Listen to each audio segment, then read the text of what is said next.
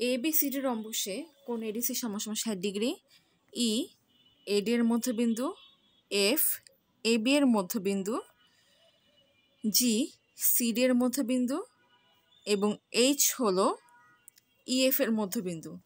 যদি কোণ জিএইচএফকে A minus tan inverse B into root B আকারে লেখা যায়, যেখানে এ ও বি হলো ধনাত্মক পূর্ণ সংখ্যা এবং tan inverse B into root B এর মান হচ্ছে 0 থেকে বড় এবং 180 ডিগ্রি থেকে ছোট, তাহলে এ মাইনাস বি এর মান নির্ণয় করো।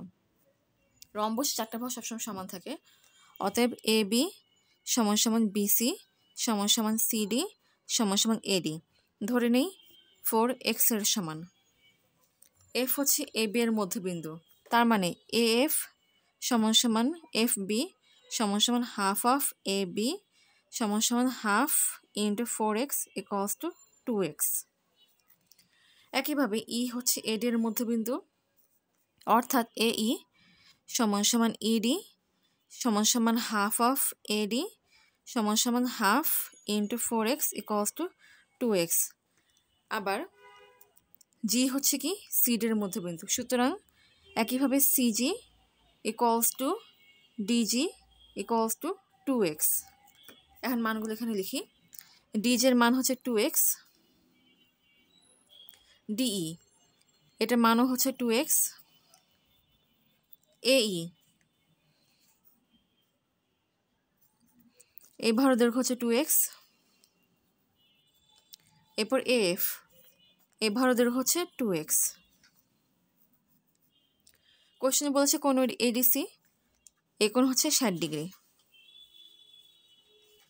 এখন এর সাথে জি পয়েন্টকে যোগ করে দিই। ত্রিভুজ ডিইজি এর মধ্যে ডিই সমান সমান ডিজি সমান সমান 2x। একটা ত্রিভুজে যদি দুটো বাহু সমান থাকে তাহলে তার বিপরীত কোণদের পরস্পর সমান হবে। এই বাহুর বিপরীত কোণ হচ্ছে এইটা এবং এই বাহুর বিপরীত কোণ হচ্ছে এটা, অতএব কোণদের পরস্পর সমান হবে। একটা ত্রিভুজে তিনটা কোণের সমষ্টি হচ্ছে 180 ডিগ্রি, অতএব এই কোণ যোগ এই কোণ যোগ এই কোণ হবে কত? 180 ডিগ্রি। অতএব এই দুটো কোণের সমষ্টি কি হবে? 180 ডিগ্রি মাইনাস 60 ডিগ্রি। যেহেতু এই দুটো কোণ পরস্পর সমান, সুতরাং কোণ ডি ই জি সমান সমান কোণ ডি জি ই সমান সমান 180 degree minus 60 degree divided by 2 সমান সমান 120 ডিগ্রি ডিভাইড বাই 2 সমান সমান 60 ডিগ্রি। অতএব এই প্রতিটা কোণের মান কত? 60 ডিগ্রি। যেহেতু এই ত্রিভুজের তিনটা কোণের প্রত্যেকে কি 60 ডিগ্রি করে, তার মানে ডিইজি একটা সমবাহু ত্রিভুজ। যেহেতু এটা একটা সমবাহু ত্রিভুজ, তার মানে এর প্রতিটা বাহু কি হবে? সমান হবে। সুতরাং ডিই সমান সমান ডিজি সমান সমান ইজি সমান সমান 2x। অতএব ইজি এই বাহুর দৈর্ঘ্য কি হবে? 2x হবে। আবার ত্রিভুজ এ ই এফ এ, এই ত্রিভুজে এফ সমান সমান এই এই দুই বাহু পরস্পর সমান,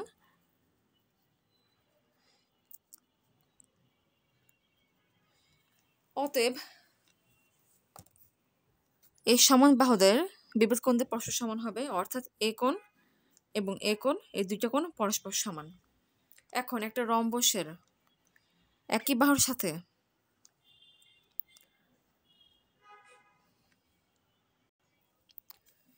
অবস্থিত দুইটা কোণের সমষ্টি 180 ডিগ্রি হয়। এই বাহুর সাথে এই কোণটা আছে, আবার এই বাহুর সাথে এই কোণটা আছে, অতএব এই দুটো কোণের সমষ্টি কি হবে? 180 ডিগ্রি। যেহেতু এই কোণের মান 60 ডিগ্রি, তাহলে কোণ ডি এ বি এই কোণের মান কি হবে? 180 ডিগ্রি মাইনাস 60 ডিগ্রি সমান সমান 120 ডিগ্রি। এখন এই ত্রিভুজে ফিরে আসি।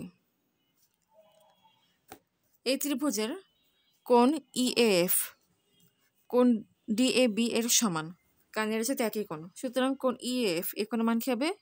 120 ডিগ্রি। যেহেতু একটা ত্রিভুজ তিনটা কোণ সমষ্টি 180°, অতএব এই কোণ যোগ এই কোণ যোগ এই কোণ হবে 180°।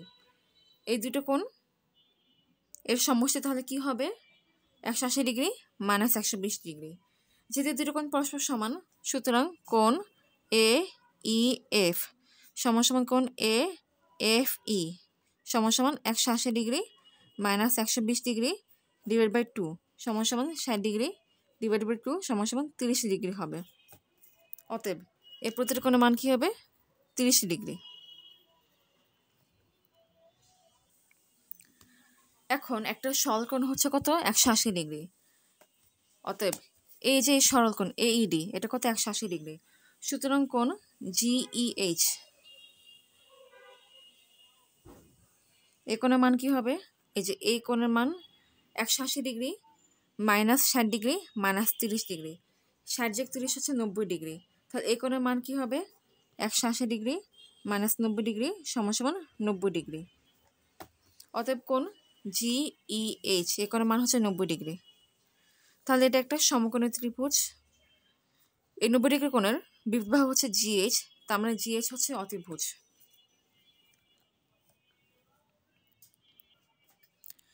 এখন ইএফ বাহুর দৈর্ঘ্য বের করব। তাহলে এইএফ এই ত্রিভুজে কোসাইন সূত্র অ্যাপ্লাই করব। সুতরাং ই এফ স্কোয়ার সমান সমান A E square plus A F square minus 2 into A E into A F into cos 120°। কারণ এই দুই বাহুর মধ্যবর্তী কোণ হচ্ছে 120°। তাহলে ই এফ স্কোয়ার সমান সমান 2x whole square plus 2x whole square minus 2 into 2x into 2x into cos 120°, এর মান হচ্ছে মাইনাস হাফ। জাস্ট এখন মানগুলো বসা দিলাম। 4x square plus 4x square মাইনাসে মাইনাসে প্লাস 2টা কাটাকাটি যায়, তার মানে হচ্ছে 4x স্কোয়ার। এখানে হচ্ছে 3টা 4x স্কোয়ার, তার মানে হচ্ছে 4x স্কোয়ার ইন্টু 3। তাহলে ইএফ এই ভর দৈর্ঘ্য কী হবে রুট 4x স্কোয়ার ইন্টু 3।